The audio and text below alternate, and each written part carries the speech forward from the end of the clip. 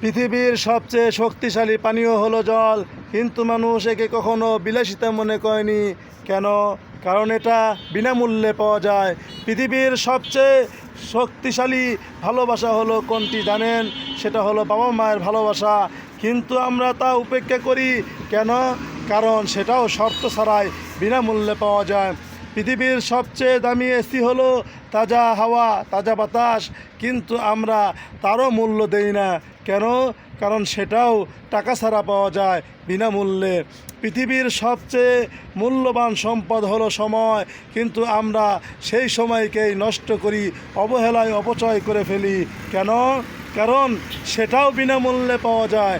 পৃথিবীর সবচেয়ে বড় শান্তি হলো ঘুম, কিন্তু মানুষ তা উপেক্ষা করে অন্য বিলাসিতার পিছনে ছোটে। কেন? কারণ তার জন্য কোনো টাকা পয়সা গুনতে হয় না, কার জন্য তাকে টাকা পয়সা খরচ করতে হয় না। পৃথিবীর সবচেয়ে সুন্দর উপহার হলো মুখের হাসি, কিন্তু মানুষ একে অপরকে দেখে হাসতেই ভুলে গেছে। কেন? কারণ একজন অন্যজনকে দেখতে পারে না, এর জন্য টাকা লাগে না। হাসির জন্য, একটু মধুর হাসির জন্য টাকা লাগে না, পয়সা লাগে না, অথচ এর জন্যই আমরা একজন আরেকজনকে দেখতে পাই না। মুখের দেখতে গেলেই মুখটা মলিন করে দেখি।